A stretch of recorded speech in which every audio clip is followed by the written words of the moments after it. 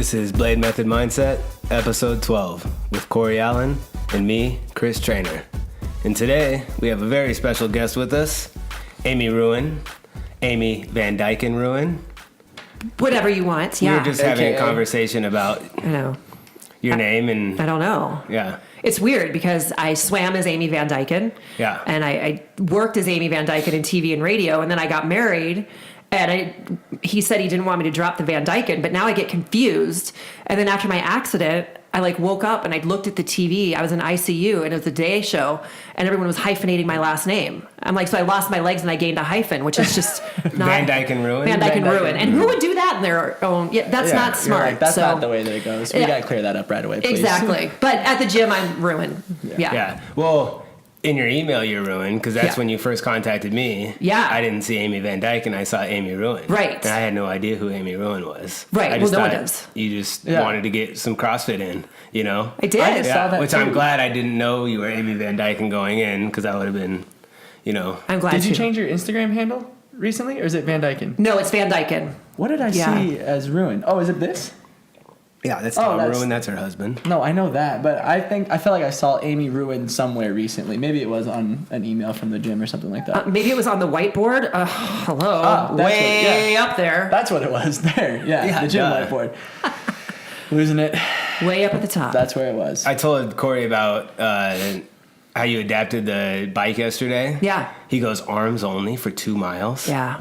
Yeah, I was like, that's thuggish though, Amy. I mean, hurt. I don't think I could do that. That seems aggressively far. It was far, but that was your father's idea. So I just want everyone to know it was not my idea. Hold on more. He's always making the good scales. That's right. It was awesome. It hurt a lot. Yeah. Yeah. When I was like, how long did it take? It's like, you're going, well, it says 34 minutes. So no, 27 minutes. She was in the time domain for sure. Whatever. I think it was 850 for the bike. Just on the bike? Yeah. That's a lot of arms. That was a lot of arms. Well, see, you would have crushed all those dips today if you didn't do that. Well, exactly. You should asterisk your score today and definitely put that in there. I should, but I also think you guys should asterisk your workout because you did the majority of my workout helping me to get my buttocks up. It was fun. No, that was all you. Little bicep curl. Yeah, if there's a bicep curl to be had, whether it's a human body or a barbell, I'm going to do it. There you go. Right on. Easy fix. Well, good. I'm glad I could help you out. Yep.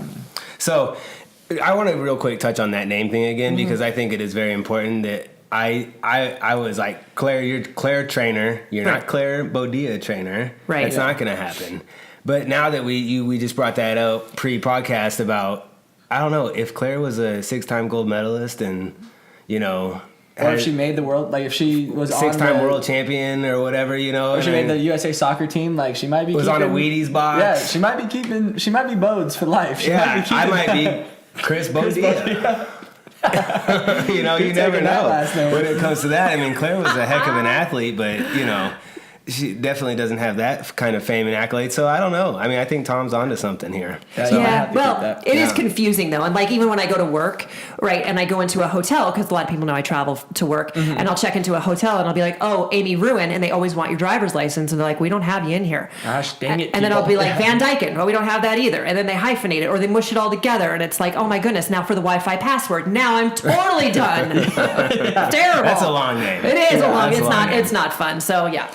All right. Well, I want to, you know, for our listeners, you know, you come to Blade at the 8:30 class, but a lot of our 8:30 class is the same people every single time. It's not a big diverse class. It's not like the 4:30 or 5:30 p.m. where you get a bunch of different people sometimes and you meet a bunch of new people. 8:30, you meet 8:30ers. Yeah. And so a lot of people don't know Amy. And so, and a lot of our listeners that are outside of Blade I think everyone knows who you are, but I just want to build you up a little bit. I know you're super modest and don't want to hear it, but Amy's a 4-time gold medalist, 1996, 50-meter freestyle.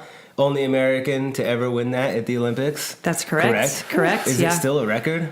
No, it's no longer a record, but yeah, I'm still the only American woman to win the 50-meter freestyle. First American woman to win 4 golds in 1 games. And I did that in Atlanta. It's only been tied. Yeah. So yeah, but it'll definitely be broken this next games for sure, and I will definitely be there. To win 4 golds in 1 game? Yeah, that's not guaranteed. I mean, it's not guaranteed. You're talking about Katie Ledecky. I'm talking about Katie Ledecky. Yeah. I've already told her. I put the pressure on her. Oh really? Yeah. I said, listen, I'm going to fly all the way out there to watch you do this. Yeah, so you better get it done. So maybe I really want her to do it, or maybe I'm just kind of getting inside of her head and scratching on the back of her eyeballs a little bit. You know. You know, that's the thing. That's tough. I don't want anyone to beat any of my records. Yeah. I don't have any records, but if I did, I don't think I'd want people to beat. You might just like give her a pep talk and then like loosen up her goggles or something before Right, she just goes a little bit, right? Tanya Harding. Hey, let me see those. Let me teach you how to do those. This is win how gold we medals. did it. Yeah. So 4 gold medals in 96, Yep. 2 gold medals in 2000, and 1994 female swimmer of the year, NCAA champion, 50 meter NCAA record. Yeah, my Is first. that still standing? Nope, it was my first American record. Yeah, I went. I was the second woman to break 22 seconds, so it's pretty cool. Wow. I was pretty stoked about that. It takes me 15 seconds to swim 100 meters. Yeah. Or no, yeah. Yeah. Wait, no. 15 seconds to swim 25. 25. I was like, wait. That is I'm way fast. faster than you. 15 seconds to swim 25 meters. Yeah. That's Man. okay. You can do all your dips and not have to have Corey lift you up. So see, it's Yeah. like we have a thing, right? Yeah. Give and take. Way fitter. That's right. Way fitter. And so that's just a glimpse into Amy's career. I mean, there's so much stuff that I have here, but I'm not just going to rattle that off. Maybe we can talk about it as the podcast goes on a little bit more. But I kind of want to hear about, I know because you mentioned to me at the gym, you know, you went to University of Arizona, you went to Colorado State, but how'd you get into swimming? And what was it a lifetime passion goal, 3 years old in the water?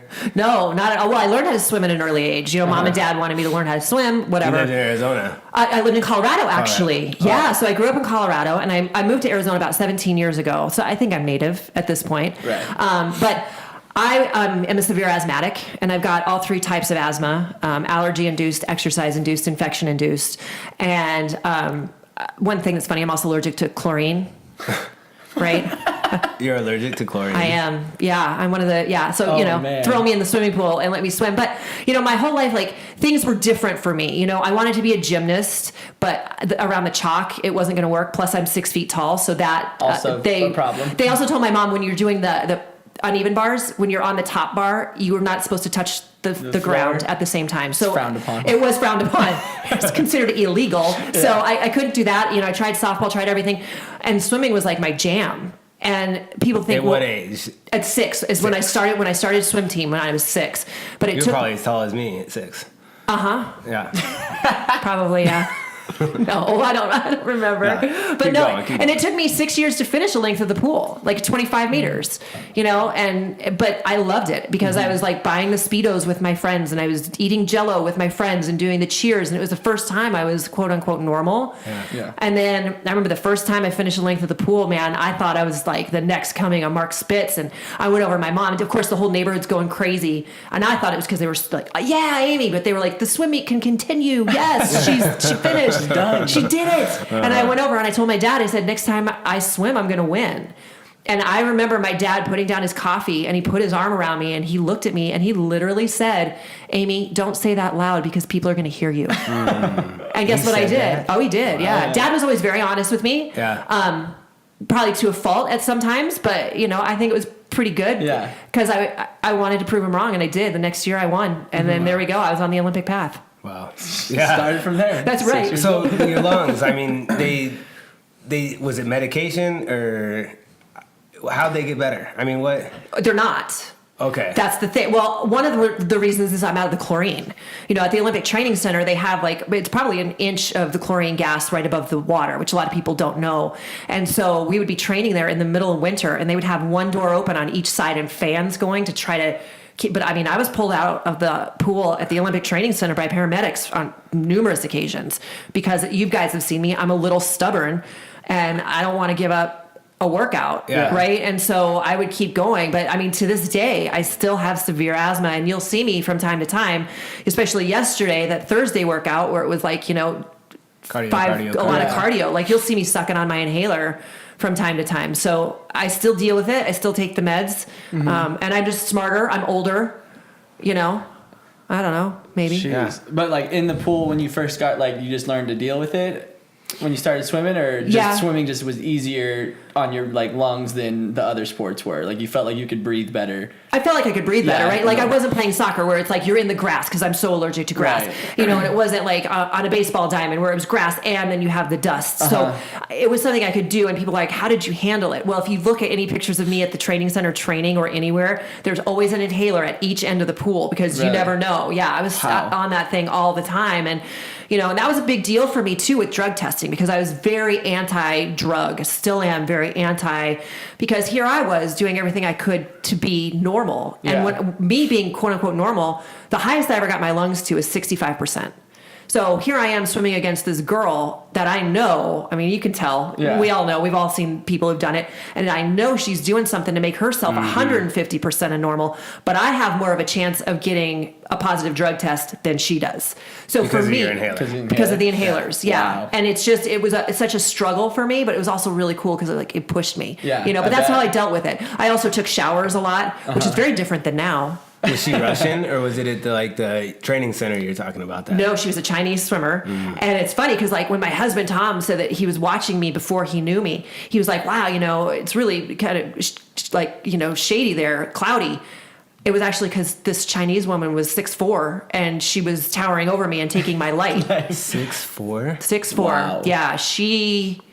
Yeah. And she was so muscular. She made, you know, Matt Frazier look like a wimp. Wow, so. Is that something you had like before you would get tested? You have to have like a bunch of like your doctors know, like Yeah. every time something you had to deal with nonstop. Yeah. Well, you Yeah, testified, right, in court about I something? did, yeah. And that was a completely different topic. That was people that I knew at the time. They were trying to bust a certain person. And so, yeah, I testified about this person. And I, to be honest, never knew anything about this person selling drugs or using drugs. So I was a waste of space when basically going in there, right? Yeah. Got nothing for you. Sorry. Yeah, I'm like, I don't, anyway, Yeah. but yeah, so, you know, I don't know. It's just one of those things that you deal with in sport all the time, right? And it's just a thing, and you just have to know that you're better, you know? Right. That's why I like Every sport every that sport. there ever was, whether it was a chance at winning $1 or a medal, Someone's gonna try to cheat. Yeah. you know, and Isn't that sad?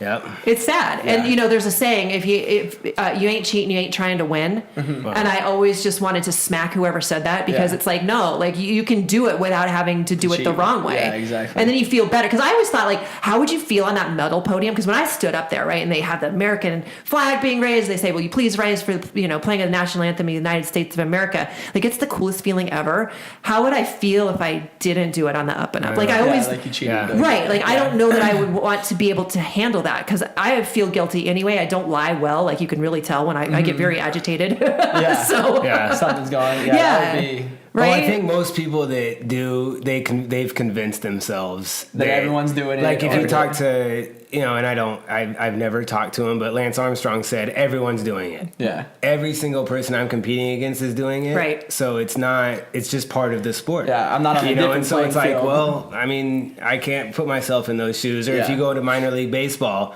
the only way you get to the major leagues, because it's such a popular, there's 4 leagues you have to get through then to get to the major leagues, and everybody's taking Doing it, steroids, yeah. doing it. It's like, well, I want to get to the major leagues, and all these guys, you know. So I mean, it's Yeah, I think and so they- that's why I'm so happy about It's tough. CrossFit is we're such a young sport. Yeah. That they're heading it on. You know, they're not letting it get to where everybody's doing it. And then it's just, oh, well, everybody's doing it Yeah. and we can't do anything about it, or, you know, the testing's flawed. No, it came up as a sport of people aren't doing it. And then there became money to win and started sponsorships. doing it. And so people started doing it, but the CrossFit's like, no. Yep. And they're going to try their best. And obviously people will get through. We've seen that, you know, but by and large, most people will be caught, hopefully. Yeah. You Well, know, yeah. I mean, or- when they're busting out some of the top names, Yeah, and I mean, it you, seems like it's they do- amazing. Yeah. A good job. And even when you hear like the rebuttals and like the way it's like you are a professional athlete, you should know what you have in your body. Yeah. Like this is the rule. It's flatlined, and if you wavered from it, like I'm sorry, but there's nothing we can do about it. Like, and I think that they do a really good job at Yep. that, not letting people through with, well, it was this little amount, and it could have been this way. It's like that could be very well could be the case, but we can't change it for you. So like Right. this is the rule. If you pass that rule, sorry, you're done. Like there's no way around it. Yeah. And I think that they do a good job about it. So They do a great job, which is why it's a great sport, which is why I'm proud to be in it. You Yeah, know, I think it's definitely. really cool. So Yeah, which we're gonna get to. Oh, okay. After Oh, yeah. we talk about you going to U of A. yes, bear down. Claire, Where'd you go to high school? Claire's I went to Cherry Creek High School in Inglewood, Colorado. Okay. And then Inglewood. Inglewood? Not the same one. No, we spelled with an E. And then from there you got scholarship Yep, to go to U of A? I got a scholarship to go to U of A. Yeah, I got a partial scholarship, and then I was doing well. Got really, really sick. Got mono, like it was really bad, and I didn't want to swim anymore. So I told the coaches at U of A, "Thanks so much, but I'm not going to swim anymore." And so you don't have my major, so I'm going to continue on. Which was My major was human development with an emphasis in infancy and childhood, and I have a child psych minor. So basically, I studied from the moment of conception until 6 years old. So if you ever see me playing with some of the babies around the gym, like Yeah. it's funny because you always are playing with the I babies. love the babies, not my own, but the other people's. Yeah. Yeah, and I always go, "Oh my gosh, her grip is so great. Oh, he's doing this X, Y, and Z." And it's funny because I catch myself going into that, but Yeah. you just need to have fun with it. But that's what I did. So I left U of A, and I was at Colorado State, which they had my major, and I'm from Colorado. And I was there at orientation and ran into the swim coach. And he goes, "Amy, I had no idea you were going to swim for me." I said, "John, because I'm not." And he goes, "Well, here's the deal." He goes, "I'll pay for your entire year of school, and you just need to give me a semester. And if you don't like it at the end of the semester, then you can quit and I'll continue paying for that year of school. Oh, wow. But if you like it, you promise me you continue on." And I'm not a smart woman. Like if I had one more brain cell, it would be lonely. And so, but I figured out that was a pretty good deal. Good deal, right? And the first swim meet, I went out and I qualified for NCAAs and I was ranked number 1 in the country. And I looked at him and I go, "I'm having fun. Yeah. Let's keep doing that." So without him, I wouldn't be here. Wow. Yeah. And do you think that was just from, being sick at U of A and just not feeling great and you just kind of stopped liking swimming so much, or It was a just female purely- drama. No, it wasn't. There's always female drama, right? Yeah. But it wasn't that. It wasn't. It was just that I was so sick. I just, and then I didn't get to come back for Christmas training. I mean, everyone gets like a month off at Christmas, and a lot of the athletes, we got like 3-4 days off. So I missed an entire month of training, which is just hard on anybody when someone else comes back and you're like, "Well, I've been here and you've been sitting at home." Yeah. It's just not right? So there is a drama, but more of it was just that I was not healthy. Yeah, I just was didn't feel also good. told at 19 years old that I will never be able to have kids. And so that whole thing like hit me all at once. Like they said, "You have mono. Oh, and by the way, and it was just a lot. And so I just went back and I was just beat Done with down, it. man. I was just done. And I was like, and I can't have a coach yelling and screaming at me because I just can't handle it right now. Too much. Just go underwater, you can't hear them. Amen, right? Well, that's why I swam, right? You hear me working out. You hear the mouth, right? Yeah. That's why I Too much swam. going on. You couldn't hear it. Well, that's good. Kudos to that coach Yeah, then for right? bringing you back. And yeah, that's Yeah. and So he's- we're building up on this lifetime of perseverance because then from you're still in college and you barely missed qualifying for the Olympics in '92. Yep. So Barely missed it. you were a senior in high school or a senior in college At that time, I was a freshman when you for '92. for 92. Okay. Yeah. So it was the end of my Wow. freshman And it was year. it was a barely fourth place, barely missed. 1/100th of a second. 1/100th of a second. That's hard to live with. that's crazy. Yeah, but that gave me a push, right? Because I would have only gone to Barcelona. I would have only swam the 50 free, which is a 1-lapper. And, in my mind, I'm like, it's kind of a waste of time to go all the way to Barcelona for a 1-lapper, right?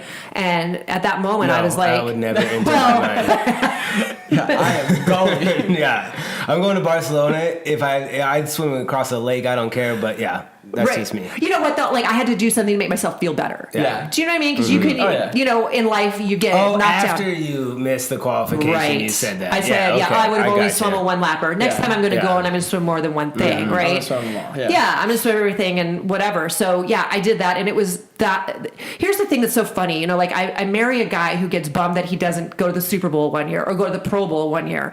And I'm like, you have next year. Yeah. If I don't go, I have 4 years. And it's a long 4 I can't years. even imagine. It's a lot, especially for a female athlete, and at the time I went my first games, I was 23 years old and everyone was calling me grandma. I mean, now they're older because, you know, they can make a lot of money. 23 years 23. old. And Amanda Beard comes up to me. Amanda Beard's all of 14. She goes, hey, Amy, you want to come with me? I want to get a tattoo. I go, great. I'll totally come with you. She goes, good. You have to pretend you're my mom. Oh, my gosh. Yeah. Well, you were tall. I guess they're all tall, though. Well, Amanda was little. She was short at the Okay. time. Yeah. God love her. That's nuts. Right? So, yeah. Did you do it? No, I didn't do it. Yeah. No, That's I didn't tough. go with her. Yeah. I just thought at the time people knew who we were. Yeah. Because we were done swimming. Right? We were kind of everywhere.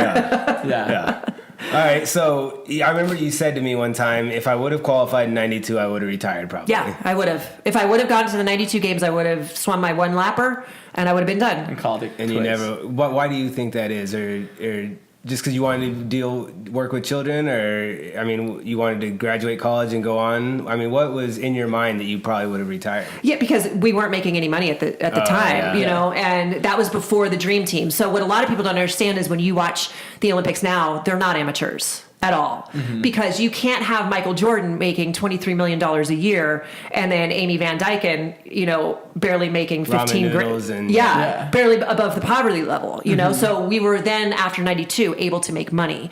So at the 92 point, I was like, listen, I can't make any money off of this. Like if I'm done, and my goal was to go to the Olympics, and let's say I've met my goal, well, then I'm going to be done, Yeah, right? And so since I didn't meet my goal, then I got to continue on, and, you know, we got to do some really fun things and, you know, have some contracts that kind of changed the way that swimmers get paid now. And, you know, I take full credit for Michael Phelps and his swimming prowess. Yeah, I know right. I've told you that, right? I mean, Because his first games was my last games. you did Right. pave that way for American swimming. I mean, that's what I'm getting out of all the information I've Are you? gathered. Yeah, that's Thanks. you're the what are you? You're the I broke some ground. you can't analyze or analogy you to anyone else because no one's done what you've done. Oh, So, well, thank you. yeah. Well, thank you. Yeah. But I do take credit for Mike because he was 15 his first games, right? And here I am 27. I'm getting ready to go get married, like the whole nine. And, you know, he comes up to me, Amy, do I need to put my suit on? Amy, should I warm up? Amy, should I warm down? And I tell him this too. If I wouldn't have been there, you wouldn't know what to do. Yeah. All me. Yeah. I say that about Corey too. Right, well, time. you should. Yeah. Yeah, I let him know. Yeah. That's awesome. So 96, we already talked about what you did, what you accomplished in 1996. 4 gold medals, absolutely amazing, and no one's ever done that. And then, do you want to talk more about 96? What was I it wanna like talk about going, it. though? I want wanna to talk know. about it just a little bit. Yeah. Okay. What was it like Okay. going? Like you. Yeah. So when did you, what did you? Well, it's in sort of- Atlanta. When you Hot qualified Atlanta. though, right? Like what was there one race that was like, now I made it? Like you qualified off of. Yeah. So the first race that I qualified for was 100 freestyle. And I qualified for the individual. I only thought I was going to qualify for the relay. And I was like, oh, wow, here we go. Yeah. Right. And so then the 100 butterfly, I was not the best in the country, let alone the world. So I should not have made the team at all. And for me to have made the team, I was like, this is going to be crazy. Like, this is special. So as soon as the 100 butterfly happened, I was like, there's going to be records to be broken. Right. You know, and same thing at the games, right? At the games, my first race was 100 free and I got 4th. And the feelings of that in and of itself are just, they tear you apart, because this is how I looked at it. I'm an American, right? Yeah. And we don't send people to the Olympics to walk away with a 4th place tap on the head, Yeah. right? We send people there to get medals. Medals. And I just let everybody down. Like, I mean, how am I going to live with that? The entire country was just watching what I did and watched that I failed them. So to be able to jump back from that was pretty cool. Yeah. And as a matter of fact, the next night was a relay, and I had to swim the same event. And it was actually suggested that maybe I don't swim anymore in the games. That maybe it's not your time. There was a little bit of politicking that went on in there with that, which, you know, we don't need to get into. But I told him, I said, listen, if I screw up again, we'll talk. Yeah. But until then, please leave my room. Yeah. And leave that brownie because it looks delicious. And we swam the relay and we broke a world record, got the gold medal, and I went the fastest split in history. And that's when I said, this could go well for me. So then you had to go back and swim the 100 again. Right. And so then I did, and that's when I went the fastest split in history. And then I swam the 100 butterfly the following night. And these same coaches that were like, maybe you should go home, were like, hey, we think you can win this. And I'm like, wait a minute, are you the tool that told me to go home? Yeah. Like, so How the tides have changed. How they've changed. And I remember coming off the wall at the turn and looking around and seeing that I was in fourth. And I thought to myself, one more spot and I get my own medal. Yeah. And then like I swam probably 10 more meters and the crowd got so loud that like I could feel them and hear them underwater. Like in your gut, it was just like a zzz. Yeah. Oh, and I was thinking to myself, man, someone is swimming so fast. This is awesome. And I didn't think it was me. I thought it was someone else. I thought it was my teammate. I'm like, this is great. And I hit the wall and I was like, that's a great time. I don't understand what that one is. And then they said the gold medal goes to Amy Van Dyken from the United States of America. And that's when you see the Wheaties pose. Like I jumped out of the water. Yeah. I was like, oh my gosh. That is crazy. It was nuts. And then I knew that good things were going to happen because that's my worst race. Could you feel that? Can you feel that over and over again? You know, Yeah. I mean, that feeling. Oh, yeah. It's amazing. And, Yeah. and to this day, when I hear the national anthem, like I get chills. Yeah. You know? Me too. And I can't even, Yeah, Wow. it's amazing. So, yeah. And do you know where you're like? So when you're in, do you know where you're at all in the water as far as like placing goes? Yeah. You can see like where the other swimmers are. Yeah, so being a butterfly, we breathe forward, right? Uh-huh. If you look at me, and if you watch me do the ski erg, when I get really tired, I start turning my head a little bit because that's how I used to breathe in butterfly. So I could always see where I was. I always like cocked my head. So I always knew where I was. I did not know how close I was to winning because that race I won by 2/100ths of a second. My other individual race, the 50 free, I won by 1/100th of a second.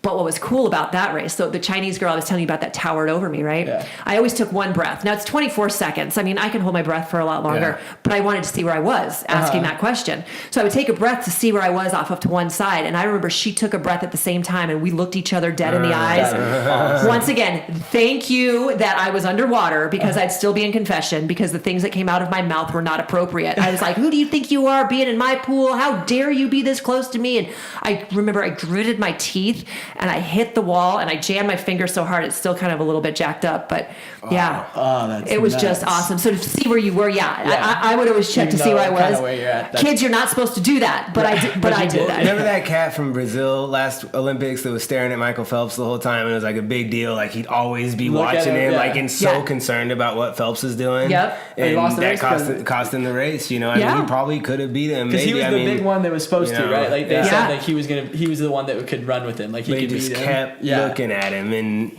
Mike got in his head and was scratching on the back of his eyes and he was loving it. You could see Mike's face. He was laughing. He's like, oh, I got this guy. Because it was all mental victory. Totally. And that's in the 100%. 50 free. There was a mental victory before we even hit the water, right? Because, I would sit there and I would, shake out and do the whole thing. And I remember I looked at my competitor, her name was La Jingyi, and she looked at me and then she looked down. And I was like, oh, I got you. Oh, I got you. Yeah. And I thought, there's 70,000 people here who paid good money. Let's give them a show. So we did. We did. Awesome. Oh, I love it. I could talk about that all day with you long. I mean, that's probably every event, every moment, every, wall tag, what you felt, when you breathed, I can eat it up all day long. It's fun. It's fun. Yeah. It's insane to think about. To imagine what it would feel like to be in that pool. So such a small little area with so many people around. Whew. Yeah, that's nuts. Amy's cool. teaching me how to swim. I am. I know we need to get it together. Yeah. She gives me, so she's never been there in person, but she's giving you some tips. Yeah. And, holding your head down is harder to breathe. Way harder. Yeah. So it's faster. Mm-hmm. It's so much faster, but it's so much harder to breathe. So much harder. So it's easier to be lazy and put your head up because you can breathe easier, but you're so much slower. Yeah. So much slower. Yeah. It's all about getting to the wall and getting rest. That's a bunch of mental discipline right there when you're out there. Yeah. Yeah, so that sounds hard. So that was that. Yeah. That was that. Enough of that. So a few things that happened in 1996. Okay. For Amy for winning and this is just a few of the things. ESPY Female Athlete of the Year for ESPN. Yep. Swimming World Magazine Swimmer of the Year. Mm-hmm. Inducted into the Colorado Sports Hall of Fame. Mm-hmm. U.S. Olympic Hall of Fame. Associated Press Female Athlete of the Year, USOC Sportswoman of the Year, Women's Sports Foundation Sportswoman of the Year, USA Swimming Swimmer of the Year, Glamour Magazine's Top 10 Women of the Year, and the only woman to ever be inducted in the International Swimming Hall of Fame class of 2007. So that was later. Yeah, so I was the only American in 2007. Was it 14, 12? to get into the Olympic Hall of Fame. 2007. 2007. Yeah. I actually thought it was a joke. That you were the only woman? Well, no, I thought it was a joke that I got inducted, right? Because really? this thing comes in the mail and it's like, hey, maybe leave this date open, blah, blah, blah. I'm like, yeah, whatever. So I was supposed to play at that Lake Tahoe big celebrity golf tournament that's always on TV. I love that. I'm like, oh, I'm totally going to do that Yeah. because I'd played the year before. And then all of a sudden something came like official and I was like, oh man, I scheduled something else because I totally thought it was a joke. I thought my friends were playing a joke on me.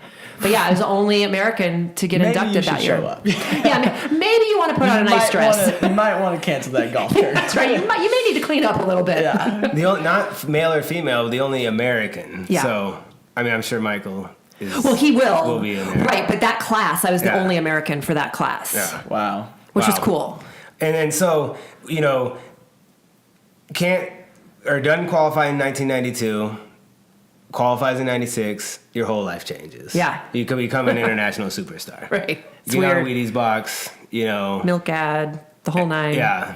And I'm sure, you're making some cash, making some money, but you decide to go to 2000. Why? I decided to go to 2000. Because you became an international superstar and you're traveling the country and doing all these things, right? I mean, right. it's fun. It is It's fun. It is fun. And, listen, it's great attention and it's for a good reason. And so I wanted to do it again. And then what happened was I was showing off for a boy. Yeah. I did a snatch squat and he said, well, I thought you were stronger than that. And I was like, oh, I was just warming up. So then I slopped my weight on there. Yeah. Girlfriend comes up, tweaks her shoulder. It goes right through my armpit. Yeah. It was awesome. Yeah. Turned all shades of green, yacked all over. Didn't get the date ever. It was really depressing. So then it became a challenge because then they were like, you're not going to swim again. Yeah. Like you're done. And it took me 18 months to get back in the water. And got back in the water. My very first race, I jacked my you shoulder had up your again. surgery. I had my surgery. Which was a labrum And thermocapsular reduction. Okay. So I had just stretched it out so much they had to shrink it back up. And then, so 18 months later, I jacked it up again. And 6 months to the day of Olympic trials opening up, I had my second shoulder surgery. And so they had to shave my chromium back, which is the bone on top of your Chromium shoulder. process, yeah. Yeah, and then they had to pop the AC joint, so I don't have a tendon there anymore. So if you look close enough, you can see that clavicle is a little higher on the right side. They told me you're not going to swim again, and I was like, really? And coaches were like, I can't get you ready. You've only got 6 months. My coach from Colorado State University said, I can get you ready. Oh, wow. Got me ready, qualified for 3 more events, and walked away with 2 more gold medals. So That's awesome. my career, I swam 8 races. My first race, I got 4th. My last race, I got 4th. And I did okay. Yeah. In the middle. It was all right. I'll take it. And that was in Sydney. That was in Sydney. Yeah, that was a great Olympics. I will Down tell under. you, down under. It was weird because it was our summer, their winter. So we were all freezing to death. Right. Yeah, but it was awesome. I love Australia. Did swimming and training change in that time? Like from 92 going into 96 where you hadn't qualified yet, like you're hungry to get that. And then 96 you win everything, you're a celebrity now. You have work that has to do with swimming. Did that take away from your motivation and training, or was it still like, all right, well now I got to go get another one? Totally took away from everything. It So really probably did. if the shoulder injury doesn't happen, then you could have sank into a complacency. Yep. But then the Amy Ruin we know likes a challenge. Yeah. Is a fighter. Get the shoulder surgery. You're gonna come back Right. stronger and better. Don't tell me no. Like my saying is, who are you to tell me what I can and can't do? Yeah. And so, if I wouldn't have had the shoulder surgery, I would have probably never gone to 2000 ever. Yeah. But it was a challenge. So, but I got complacent for sure. I mean, when you talk about training, just kind of put it in perspective for people that, come to the gym for an hour a day and think that's a lot, right? Yeah. So my longest race was under a minute. And I was in the pool 6 to 8 hours a day. And then I was in the weight room for another 2. Yeah. And so you can only imagine if I was a distance swimmer what I would be putting in, right? And so, I just think you need to have a perspective on that it was a lot of work. Like it was a full-time job, and I did that 6 days a week. Yeah. So we only got Sunday off, and which was great. It was fine at the time. I mean, that's the all I kind knew. of training that when you retire, you don't do it for fun. No. Oh, don't you still enjoy swimming? No. Like I'm done. I don't ever want to be in the pool again. I am over it. I Yeah. did it because I wanted to do triathlons, right? I thought, wouldn't it be cool if I was like a sprinter in the Olympics and then did the Ironman? So I was training for the Ironman, and then I was at Access Radius and had a terrible dancing accident, blew my knee out. And then just Access Radius. Remember that Old place? Town. You remember that place? Yeah, I remember that. Yeah. We used to go there all the time. I'm embarrassed. I used to go Oh, there. yeah, that's why I moved to Old Town when I was 22 from Kansas. And Oh, so, boy. yeah, we were, yeah. Yeah, We right? don't want to start telling those stories. Let's not tell no, those stories. that's It's not bad appropriate. stories. Not appropriate. But yeah, so I didn't want to swim for fun at all. Yeah. Like, Yeah. don't, no. I want to throw heavy things. Right? Yeah. It's more fun. All right. So, well, let's get into that. Okay. While we're CrossFitting, you got in an accident, 2014. Yep. Yeah. Yeah. So, I had been doing CrossFit for probably 2 years at that point. And I went to go to a workout that morning, and I ran my last mile that I'll ever run. Maybe. I did my very first ring muscle up that I'd ever done. And I talked to the guy who was part owner of the box, DJ Brimall, and he had just come back from like regionals and he had done really well. And he was talking about how he's a firefighter and all these things. And, we got along really great. And he met my husband and having a great conversation. And I left the gym, and this picture, every time I see it, like it just makes me want to cringe. But there was the last picture taken of me when I was an able-bodied person. I was laying in the driveway getting sun, and my dog was right next to me. And then that night, we were deciding where we were going to go to dinner, and we were going to go to this place that was a quarter of a mile away from the house up in Show Low. Mm-hmm. And I know it was a quarter of a mile because I was a runner at the time, and so I would warm up a lot. So I'd warm up a quarter of a mile, and I'd always end up walking to this place, and then I'd start my run. And so we could have walked, right? But as a 6-footer, I like to wear 5 to 6 inch stiletto heels because why not? Why not? Right. Because I can. Yeah. And my husband wanted to take the truck, and I said, listen, we were living in LA at the time because I was doing a national radio show, and I said, I'm tired of the smog. Like, I just want to feel the clean Arizona air. Like, I want to take my ATV, you take your motorcycle, great, no problem. And we went and had dinner, and I remember I had trout and steamed broccoli. And it's funny, when I give my speeches, I always say, like, why do I even mention that? Aside from being a very good paleo meal. Right. It's something that I won't forget. Like, I don't remember what I had for dinner 3 nights ago, but I will always remember that night. Dinner. And I remember standing up, pushing in my chair, and my memory stops. That was it. And thank goodness for it. But if you want me to go into it, I mean, I can absolutely Whatever you want to tell do. you. So basically what happened was I got on my ATV, and my husband Tom was kind of dilly-dinking around with his motorcycle because he normally took off in front of me. And he said he looked up and he's like, what is she doing? And there was not even a flicker of a brake light. I hit a curb and went over a 6-foot cliff.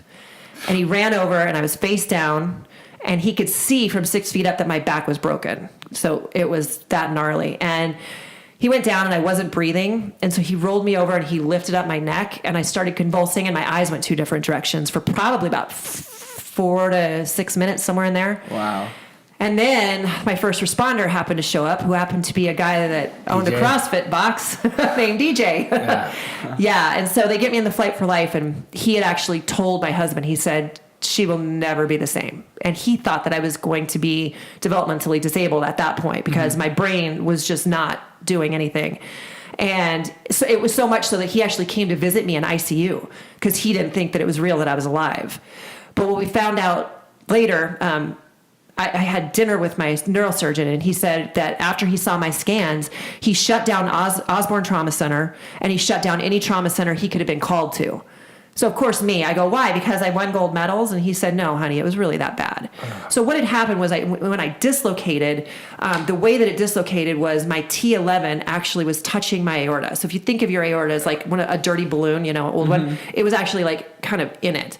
And the sac around my spinal cord had burst open. So I was leaking so much spinal fluid. So it was an emergency surgery. They get me in the next day. He tells me I'm going to have to say goodbye to my husband because he says, I don't think I'm going to get you out. I'm going to try my hardest, but I'm not confident. So I said goodbye to my husband, and I said, I want you to get married. I want you to date. I want you to move on. And after that, I had to rescind it a few months later, which was a little uncomfortable for everybody that was involved in that situation. But and he got really close to me, and he said, if this is way too much, I understand. You can give up.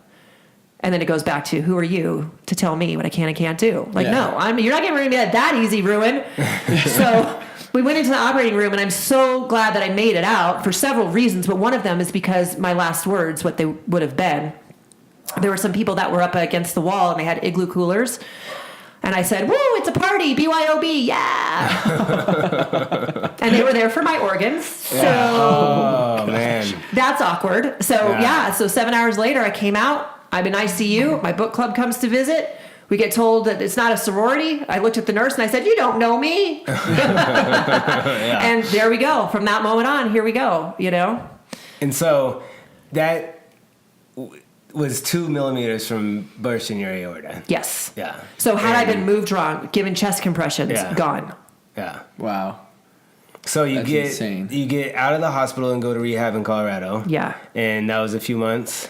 Yeah, I think that was 2 months. Yeah. So I was in the hospital about 2.5, 3 months. And are you fighting then, or are you in depression? Are you good? I was great. I was happy to be alive. Yeah. You know, it's weird. The things that you have to then deal with, and the things that you have to learn about, and the things that make you feel like you're all of a sudden a baby again. We won't go into detail, but it's really frustrating and it's really demoralizing. But the thing is that I looked at it and I'm like, but I'm still here, and there's a reason that I'm here. And I will say that when I was in the accident, I saw what some would consider the light, right? It was different than what anybody else had ever explained to me or that I had ever read about, right? You hear about like this tunnel and there's a light at the end of it. But for me, it was weird. Like, it was like this real, I was like in a tube, but it was like really close. And I love color. Like color is my jam. My husband said that when we met, my house was like an Austin Powers shag pad. Like it really look was. At your pants you got on today. You know, look at my pants, right? That was like my house, purple and everything. And so it was all sorts of different colors and it was really warm. And like, I felt just at peace. Nobody came to talk to me. I didn't see anybody. That's all I saw. And that's all I remember. Overwhelming sense of calm. Right. And I knew that it wasn't a calm, like at that moment, I knew it wasn't a moment I should be calm. But I was, and I was fine, and I was down, right? So listen, I'm on borrowed time. So I'm not going to be a sourpuss because I don't know what's around the corner. And I don't want people to go, ooh, she's a sourpuss. She was feeling sorry for herself. Yeah. So no one ever had to tell me I was paralyzed. I knew. You pretty much know. The only thing I wanted was a wheelchair that was purple and had skulls, and I got that. But then I started getting concerned, like kind of halfway through my journey that, you know, like working out, which was a huge part of my life, I would never be able to do again. And then this strange man with a ginger beard came into my room, and it was Kevin Ogar. And he had been injured 5 months before me. And I think the community, the CrossFit community, may remember his accident because it was at a competition. And we all banded together. And I, to this day, tell him, you owe me dinner because I donated to you. Right. I'm sure he's come through on that. No, you would think he would, Chris, but no, he hasn't. I hope. Come through yet. Maybe he's giving you some Is whiskey. he from Colorado? Oh, it was whiskey. Well? He's from Missouri, as a matter of fact, right? So he's from St. Louis, but he lives in Colorado now. So don't point at me when you say that because we really don't like Missouri as Kansans. It's a thing that goes back to the Civil War. So don't be like, oh, he's from Missouri. Like, no, Kansas. it's not the same. Yeah, no. Oh, they don't like each other. Yeah. I didn't okay. know that either. I'm gonna have to read up on that. Yeah, the Jayhawkers. We wanted to be a free state. Missouri wanted to be a slave state. We beefed. We burned each other's towns down. Yeah. Wow. Well, they burned our towns down. We didn't. We just wanted to chill. Right. Yeah, and we beat them. So, yeah. I love it when a plan comes together. Yeah. All That's right. awesome. Side note. Side note. So sorry. Hogar comes in. Hogar comes in and he goes, "Hey, listen, I'm going to start this thing. It's called Wheel Wad. We're going to start adaptive CrossFit. So it'll be fine. Don't worry about it." And I was like, "Wait, what?" You're still in rehab. I'm still in rehab. Yeah. Like I'm late. I mean, I got a cast on that's, goes up to my neck all the way down my hips. Like I'm not moving well at all. And he's telling me this. And the second I got out, I started watching videos of them working out. And I was like, okay, I think I can do this. Yeah. And literally started doing CrossFit again. And then this past summer, I went and started working out with him and saw really what I was doing wrong and what I needed to do. And then I panic and I go, I'm going back home. Like, I don't know what to do because I had gone to, I'd been other places and we adapted, but it wasn't what I was learning at Ogar's place. And he said, well, hey, listen, he goes, we did this CrossFit seminar at CrossFit Blade. And he's like, I really love the owners. Like they're motivated, like give it a try, whatever. I know it's far away. I said, well, it's not as far as I drive to go see you. So it's okay. Yeah. And I remember I emailed Chris and I met him and I said, I found a home. So there we go. And it's been awesome ever since. It's been awesome. It's been fun. And what I like, can I just say that? I just want to say this for everybody who's listening. I just want to say, like, it's cool for me that the first day that I came in there, nobody looked at me weird. They were just like, oh, here, let me get you a bar. Oh, hey, let me help you with this. Oh, hey, how can you do that? Like, it was the coolest thing ever. And I don't know if people understand how much it meant to me that I wasn't looked at like I had 10 heads or like I was in a wheelchair. Like, they just went, oh, new person. Hi, I'm so-and-so. Let me help you out. It was just really cool. I didn't tell them you were coming. No. You know? No. I was out there in the front foyer waiting for you, and they were in there, and they didn't know. No. It was just the coolest thing. And all the coaches, except for Corey, have been really nice. He's a tough one. She didn't mean that. No, I didn't mean that. No, I mean, I can never imagine what that's like, but it probably is. You just want to, like, I just want to be treated like a normal person, right? Yeah. Like, don't try to make me do some weird thing. Like, just let me come in and be a normal person. Like, I just want to get back to life, right? Like, that probably had to be a huge thing that you had to deal with and go through all the time, right? With people just trying to, like, don't patronize, just let me work out. Well, exactly. You know? I just want to work out like you, right? Yeah. I want to open the door by myself. And guess what? I can get dressed by myself too. Yeah. Do you know what I mean? Like, you start feeling like that. So it was cool that nobody treats me differently. And I mean, that's exactly what you want, right? Well, that's emphasized in the adaptive course. You know, that's something Ogar's real big on. Is, hey, we're treating everyone the exact same, and the reason is because they are, but if we don't, then they're never gonna do it. And that's a big thing. You know, like, not everyone is a world champion and, you know, has your kind of drive. I mean, you have a drive that is not everyone has. Okay, so I'm just gonna leave it at that and not pump you up too much. But it's super inspiring to watch you work out. You go ham, you know. But a lot of people in your situation don't feel that, and they don't have that drive, and they want to be in a wheelchair, and they want people to pick up stuff from them, and I can't imagine how I would feel in that situation. So I'm not going to say that they can't, but Ogar says no. You know, he's in the situation, so he can say it. And his big thing is, hey, if they're doing that, we're going to fight it, and we're going to make them not, and we're going to get them better, and we're going to get them on the floor, and we're going to get them in the chair. And he's hard ass about it, you know, and he's a big, tough guy, and he can be that way. And so I don't think you had to be taught that, but some people do have to be taught that. Oh, I would agree with that. I worked out with some wheelies that, I mean, I just look at them and I go, dude, like, be happy you're here, man. Like, you know, stop complaining that you got to ski 200 meters. Like, get over yourself. Seriously. You know, I'm like, you know, you could be having to throw around that weight over there. So stop complaining. Like, it can be worse. Well, someone that doesn't come from your background, right? It probably like, you can get into that. I'm sure, like, you feel sorry, you know, that I feel sorry for myself. Like, it's horrible. Like, it's inspiring to see that you don't have to do that. And it seems like right away, from what we've heard, that it was, okay, these are the cards that I've been dealt, and I'm going to make the best of it. Where it's probably super easy to let yourself completely just slip down the road of everything's been taken away from me, and now everything's harder for me, and, like, whoa, my life is over, when your life isn't over, because it could have been, right? But it wasn't. No. And now these are the cards I have, and I'm going to make the best of the situation at hand. Right. And you're starting a new life. Yeah. You're starting a new journey. And that, you know, I posted a picture yesterday on Instagram of me when I was working at Fox Sports. And there were some people that commented, oh, you're still beautiful. Well, I know that. I was not saying that.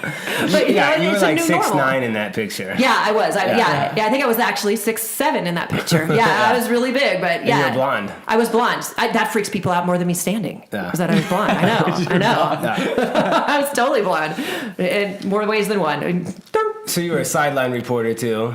Yeah, and all that. Well, actually, I'll talk about that here in a little bit. I want to talk about something that, because we're still on because this is the mindset show, and we want to talk about the mindset. Is that you said when you left the hospital? I don't know if you said it to a reporter, but somebody documented it, and it's on your Wikipedia page. Oh, great! Everything's real on there. Is that you said I'm better now than when I went in. Yes. I'm a better person before the accident or after the accident than I was before. Yes. So let's do it. You know, and you went out and made your way. So why were you better? I mean, did you have that realization in rehab, or were you just like, I was a crappy person before? Or, I mean, I know it wasn't that, but right, have that kind of attitude. Yeah, listen, I don't know what it was. There was a lot that happened to me in that accident when I was not with us that I think more than what I would really lead on, right? Like, I've always been a very religious and a spiritual person, but it really rocked afterwards. So something happened, right? So I looked at life, and here's an example that I give people, right?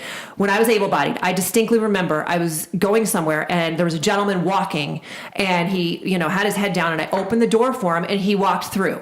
Not a thank you, not a head bob, not a middle finger, nothing. Mm-hmm. And I, as the person that I am, said, "You're welcome, Your Royal Highness. Next time I'll roll out the red carpet for you." Yeah. Okay? That's a woman who's angry or whatever. Mm-hmm. But when I look at that now and I go, when I was in that 7-8 hour surgery, there was no way my husband could give anyone a head bob or anything if they opened the door. Right. So what is that guy going through that I don't know about, that I just completely and totally just made a jerk out of myself? And I kind of was. I was kind of like that whole, I don't know what it was, but I got really jaded. I really got jaded, and it bummed me out to even think about that. But now I look at it and I have a completely different perspective, because I'm going through a lot of things that no one will know about. Like, I'm in constant pain, but I don't let people know, right? There are things that we're all going through, but we don't show it. And so for some jerk to say that to you, unbelievable. So I'm a much better person. I have a lot. I think humanity is better now than I think that I thought it was.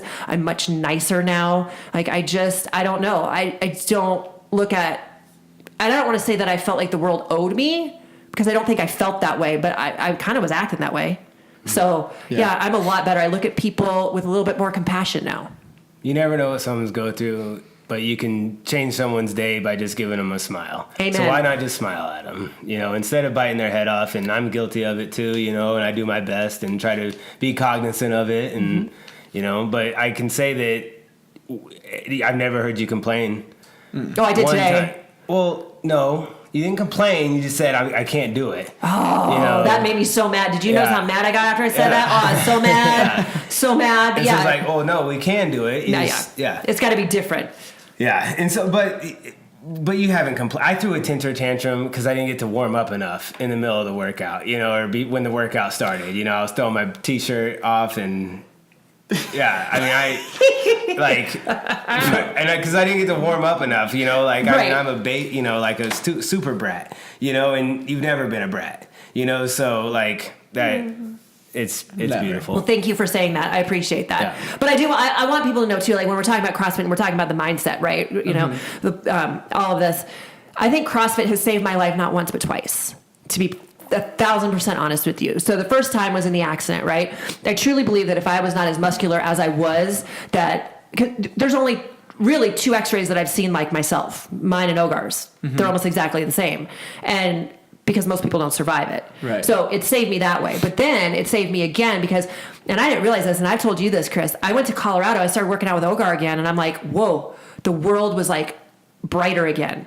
So I had gotten myself out of a funk that I didn't even know I was in, which I think is a dangerous kind of funk, right? Yeah. So I got myself out of it, and so every day when I sit there and the alarm goes off and I'm like, oh, I just want to sleep in. I'm like, wait a minute, no, because this is going to help you mentally. So I truly believe that it saved my life again from being in a dark, dark, dark depression.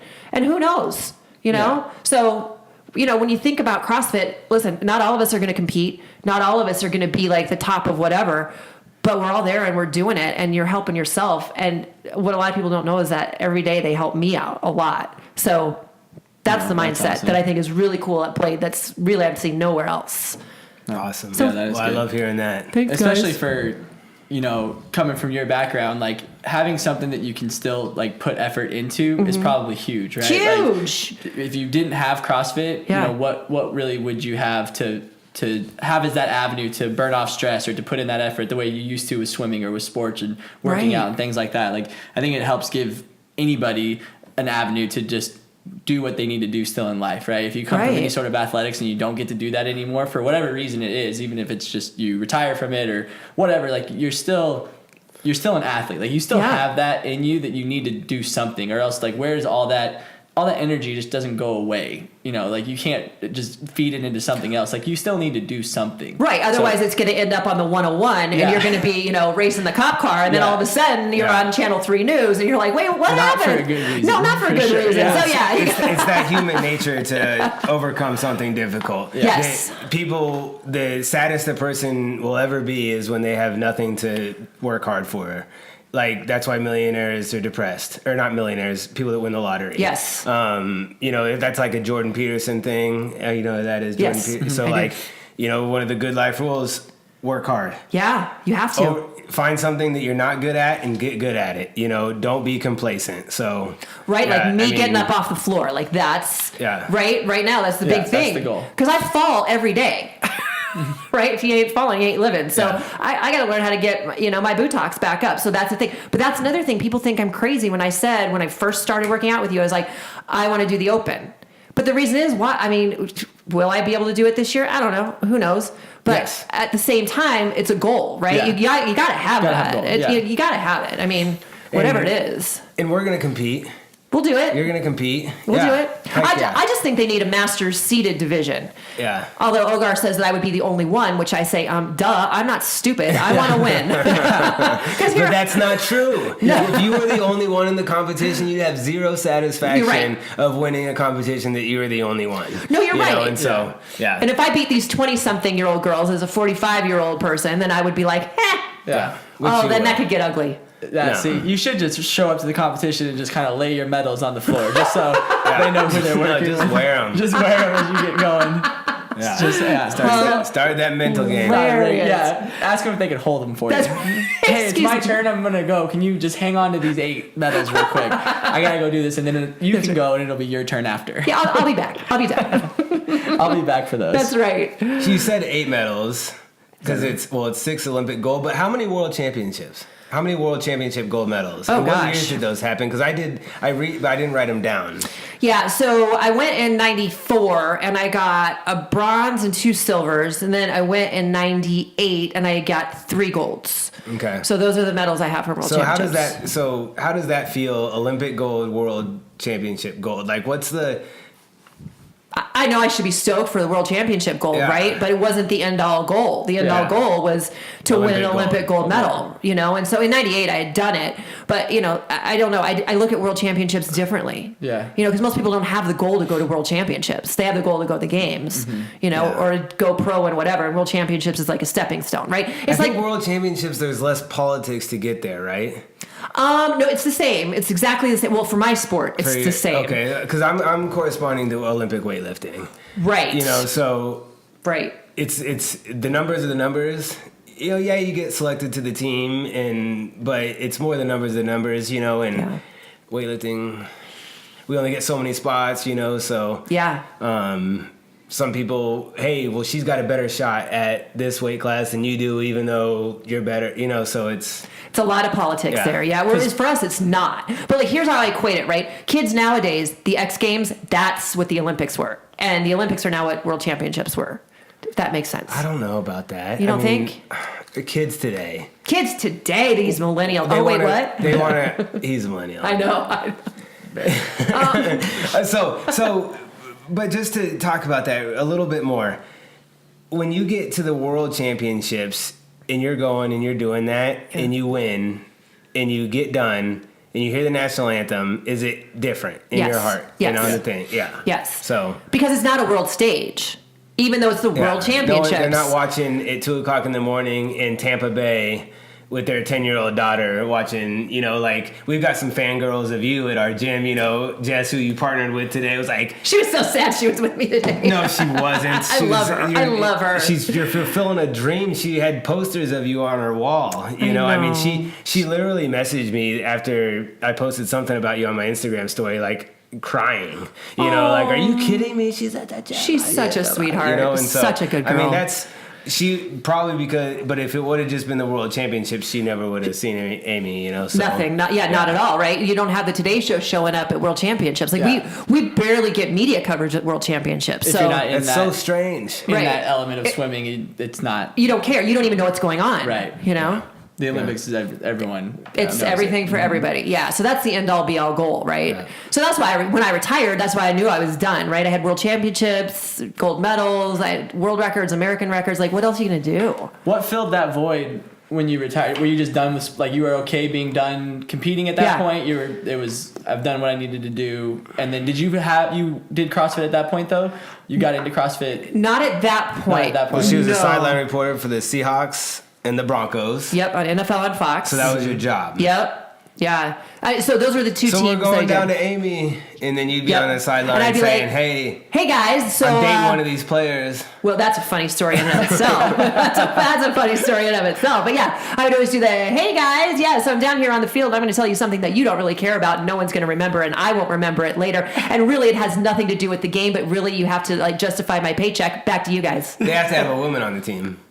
Yes, you do now. Yeah, right? yeah. Isn't that what? That's what it is. That's kind of like the integration of a woman into the broadcasting is okay. Well, we'll put them on the field. You know, Right. this new Because the players don't want to position. talk to them because they're cute. Yeah, You know, which is we're not actually gonna put them in the booth up top with because they John don't know Madden, they don't know you what they're talking about. Yeah. But they can talk about injuries. Yeah, let's talk about that. Well, you So got the scoop. silly. I mean, Yeah, but that is true. Like a 55-year-old beer belly coach is gonna talk to the 6'7" blonde on the sideline over, you know, Yeah. the 5'8" goofball.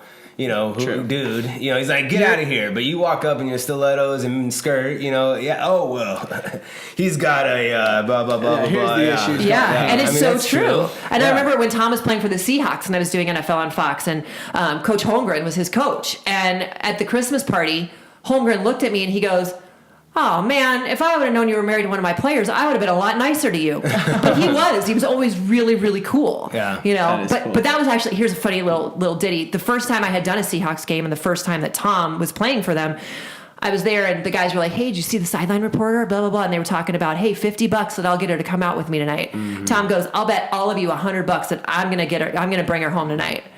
And the guys were like, no way, Ruin, no way. And he's like, Punter. yeah, no way, not the punter. And everyone bet him $100. And so that night, Tom goes, hey, let's go to the team dinner. Tom didn't want to go to team dinners after the games ever. And I'm like, okay, cool. Because, I'm a social butterfly. I'm like, all right, rock on. So we go there and we walk in and everyone's staring. And he goes, oh, by the way, guys, I want you to meet my wife. And they, but we still got the money. So that was good. Thanks, guys. Yeah, there you go. Thanks for that. So when did he play? So he played, his first year was 93, and he retired in 2005. So he played 9 years with the Denver Broncos, and then 3 with Seattle. So, Yeah. So that's the thing about the punters; they get those long careers. right? Yeah. But sadly, he liked to hit guys. So he won Super Bowls. He did. He won 2 Super Bowls. Super Bowls with Elway. Right. Yeah. Yeah. Very cool. Yeah, Wow. he's got the 2 Super Bowl rings in the safety deposit box, and they've got 24-hour guards, and I've got my gold medals and a bag in the closet. Yeah.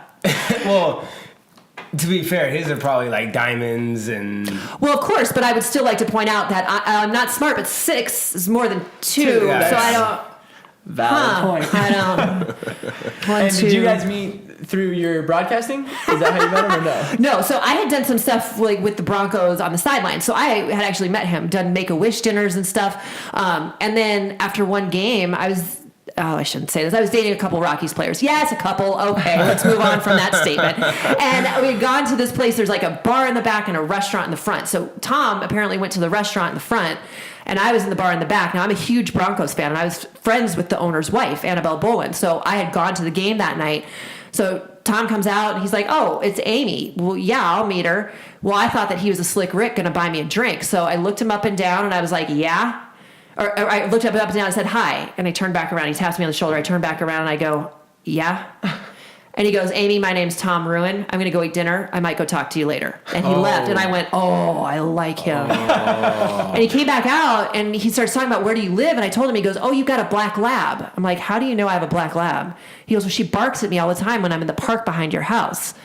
And I'm like, you are a stalker. He's like, he goes, I live across the street. I'm like, wow. oh, no way. So yeah, so that's how that whole thing happened. But it happened right in front of the men's room. What a stud. What a stud. Superstar, right? But that was the Amy pre-accident, so she was a little staunchy. I was sassy. I was Yeah. very sassy. Well, Yeah. plus at that time too, like guys would always want to buy me drinks and take me out just so that they could tell people, oh, I went out with Amy the 6-time gold, or at the time Yeah. 4-time.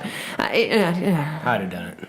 Done that too. Nice. And so you guys got married before your final Olympic Games? No, right? after, because he After. said, I don't want people to be like, oh, he ruined her. You guys were dating then before you went to the Olympics for the last time. Yeah, we were actually. I went home. Okay, so in the airport, I run into Michael Phelps. I go, Mike, what are you doing? Leaving before closing ceremonies? He goes, well, I got to go to my first day of high school. Why are you leaving? Goodness. And I said, I got to go plan a wedding. Oh my You're gosh. 27. 27. 27. Yeah, That's so, crazy. Isn't that nuts? So yeah, it was crazy. So yeah, we got married, but that's why like when I think about kids, you know, we were talking about having like names for kids when we were planning on having kids, and I said, oh, Chance. And we were like, that's great. First of all, what's the chance I'm going to have a boy? But anyway, I wake up in the middle of the night, cold sweat. He's like, what? I go, it can't be Chance. He's like, why? I go, Little League game. He's up to bat. Some parent in the back goes, what's the chance he's going to ruin this one for us? See, the last name like ruin, you have to be very careful. Very careful. I kind of like the name Chance. I do like the name Chance. I love the name too. Chance. I love it. That's crazy. We also wanted to name a boy Dakota, but now that I know Dakota from the gym and he's a Can't big have CU fan, I can't do it. No way. Sorry, No. Dakota. Ain't gonna happen. No, it's not. What was it like? He's taller than you. He is taller. Dakota's a very tall Little bit, human. little bit. He was doing wall balls today. I was like, Dakota, you should do 199 of the wall balls. Yeah, he should because he You barely touches. have to throw it. Daniel's But not a then he had very to do big handstand guy. push-ups. Yeah, that's true. And it all comes back. What was it like seeing Michael Phelps in the water? That like, did you just know like, okay, this kid's gonna be a star right off the bat? Yeah, I thought that he would probably go back to the 2004 games and do okay, but I had no idea how good he was going to end up Really? being. Like, no idea. But I was really glad. I was really glad that he was the guy to beat Spitz's record. Mark Spitz and I have had a thing, and so it was so good to see it happen, especially when Mark said it wouldn't happen. Not a good thing? No, so we went to Oprah, and he had mouthed off, and Penny Hardaway, you know, defended me, which that's pretty cool in and of itself, right? Yeah. So then we had to go out to the Oprah stage, right? And Spitz was already out there talking to Oprah, and they said, we're going to play the anthem. You're going to go out, you're going to high five the audience and go and talk to Oprah. Great. So I go out, high five the audience. Oprah's got her hand up. I'm like, oh man, I'm going to high five Oprah. High fived Oprah, and I see Spitz, and he's got his hand up, and I'm like, so I looked at him, and I turned around to the crowd, and I was like, hey guys. He's just Sassy Amy. Yeah, I was sassy, but he's sassy too. So it was an even sassiness. All right. Yeah, cool. I know that's a terrible story to tell, wasn't it? Like that's not a good way to end this. We had a great time, and we can't, Yeah, no, that was terrible. Yeah. So Oprah, Yeah. Letterman, Yep. you're on David Letterman Today's Show. What's your favorite? Oh wow. My favorite. I had a great time on the Rosie O'Donnell show. Rosie O'Donnell, I have that too. Yeah. Yeah, Letterman was really cool, and let me tell you why. So like he really respects athletes a lot, and so I went out, we talked to each other, and then it was commercial break, right? And he was really cool to me too. He handled things very well. Like he was like, "Oh, you used to spit in your competitors' lanes," and I'm like, "Yeah, if you had some water, I'd show you." And he takes his cup of water and he pushes it towards me, and I went for it, and he grabbed it out of my hands, and he did it. So he didn't have me do it, right? So I thought that was pretty cool. Then we go to commercial, and he lights up his cigar. And the producer comes over, okay, Miss Van Dyken, thank you so much, blah, blah, blah. Dave puffs on his cigar. He goes, whoa, wait, we don't have a sit down next, do we? And the producer goes, no, sir, we actually, Hootie and the Blowfish. And he goes, oh, no. Amy was just telling me she's a huge Hootie and the Blowfish fan. And like, if we get her off the stage, I'm going to get letters. I don't need a letter. Let her stay. And they go, oh, okay. So the producer leaves. He's puffing on his cigar, and he looks at me and he goes, do you even like Hootie and the Blowfish? I'm like, yes, I do. So they play. The guitar player gives me his pick. And again, the next commercial, Dave goes, what'd you get there? I go, oh my gosh, I got a pick from a Blowfish. He goes, don't say that publicly. I said, okay, Dave. And he was very nice, very kind. Very cool. So yeah, it was great. So got to do that. Got to meet the president, Bill Clinton at the time. Bill. Nice. Yeah. Awesome. So got to do that because I talked to him 4 times, because they call when you win a gold medal. Oh, really? Yeah. So we had like kind of become, I guess, friendly. Yeah. And the rumor was I wasn't going to go to the White House. And I was, because Leno didn't want me because I had already booked Letterman. Yeah. So I was already on the East Coast, so I just stayed. And then they do the announcement, Amy Van Dyken, blah, blah, blah. And the president turned beet red, and he goes, Amy, I didn't think you were coming. And I said, well, Mr. President, I heard you were grilling burgers on the front lawn. I'm not missing that. Oh. And the picture is, and I've got to find it because some other people asked about it. The picture is Bill, beet red, the president, beet red, me smiling. I'm happy to be here. Hillary, arms crossed, not smiling. Not happy. Monica Lewinsky's story comes out like 4 or 5 months later. I'm like, what? Oh, man. She probably knew about that at the time. Yeah. So I'm sure she was a little, Didn't like anybody. Right. Not that I was going for the president. Yeah. I mean, it wasn't. She knew about all of them. Yeah. I think so. So yeah, I've had a lot of fun, like crazy experiences with some fun, cool And people. probably, I mean, yeah, it's just probably opened up so many avenues that you never would have got to do before, right? So all the kinds of crazy life experiences that you got to have. It's really fun, right? Yeah. I like to share them too. Like, it's kind of fun to just like, if people are like, oh, I wonder what Billy Baldwin is like. I'll be like, well, let me tell you. I'll tell you about it. Yeah. One of my faves. That is awesome. Right? Do you like him? Oh my gosh, are you kidding me? He's Oh, great. yeah. He's great. What? I mean, let me bring up one of them. It's on in my mind when he's in the urinal. Gosh, what movie was that? Sorry, with Ben Stiller. Ben Stiller's like an insurance adjuster. Along Came Polly. Along Came Polly. Oh, Yeah. I love that movie with the His ferret. character in that movie. Oh Yeah. my gosh, when he comes up right next to him, and then what else? The Departed. What, are you one of those fitness freaks? Oh, yeah. Yeah. Oh, I love Alec Baldwin. Yeah. Billy Baldwin. Billy Baldwin. He's Yeah. a great guy. Really nice person. So, yeah. He came to my celebration dinner in Atlanta. Like, that's weird. Like, he's all of a sudden sitting there. I'm like, Hey, how you doing? Hi. Are we talking about the same Baldwin? Billy Baldwin? Billy Baldwin? The hot one? No, I think I was talking about Alec Baldwin. Yeah, you're talking about Alec The Baldwin. old one. You're talking about Alec Baldwin. Yeah. No, I I didn't. From when you said The Departed, I was like, that's Alec Baldwin. Yeah. My bad. That's okay. So, They're all the Baldwin. same. Yeah, they look the same. Yeah. Yeah. Also cool though. Right? Oh, yeah. Yeah. But, Billy. I mean, not That is as also really cool. not as cool as Alec, but, it's all right. It's a step down, but yeah. I mean, and I would have said the hot one. right. Yeah. But Right. But then your wife would be listening, and then it would be awkward, and then we'd have to. She knows I'm a vain man. She knows this. Yeah. Nothing surprises Claire anymore. So Yeah. All right. Well, That's I funny. think that this was probably my favorite podcast to date, just because Amy's so awesome, and I love talking to Corey. Thanks, man. And that's a lot of fun. But this was extremely fun. So thank you very much for coming on, Amy. Thank you. True It was fun. honor. And maybe after you get your first competition in the books, we'll have you on again. yeah, Okay. we'll chat about it. See if I still have my arms Just to attached. Just to put the pressure on you a little bit. All right. Sounds good. Yeah. Is there Awesome. anything that we didn't talk about that you would like to tell? No, Everyone? there really isn't. But I did want to ask you something, and I've never asked you this. Okay. When you have an adaptive athlete who wants to come into the gym, like, how do you handle that? Do you talk amongst yourselves first and say, hey, this person's going to be coming in. This is kind of what we're going to do. Like, how does that work? Because I know there's a lot of people who are interested. Yeah. So, you're the only one that's So- That's come in. At this come point. in. Yeah. At this Yeah. point. So, yeah. So, you emailed me, and I just went with it because I'm the head coach and I wanted to do it. And so if this is something that we're going to have more exposure to, then we'd have to get the team together and probably have to get more people taking the certification and have the certification back. And then, then we'll meet as a team. And we communicate about you on our trainers page. Or we did a lot more early on. I will say, Early on, when you when come you knew you're in, coming in, and I'd post, hey, Amy's coming in, do this. Mm-hmm. And so that if I wasn't there, they knew exactly what to do. But even before she came in the first time, when we knew we would have an adaptive athlete, it was, you put it out to the trainers, but like, just so everyone knew, like, okay, so just have your, be on your game, have your scales ready, and you know what to do, and here we go. So it's definitely, it's common knowledge now in the gym that if something happens like that, Chris will put it out to the coaches so we are all aware and know what we're doing. But just so that people know that maybe listening to this, that may want to come, it's not like a daunting thing for you guys. Oh, it's no. not like, it's just kind of normal, Do we whatever. do it. No, it's just a another a scale. workout. Yeah, exactly.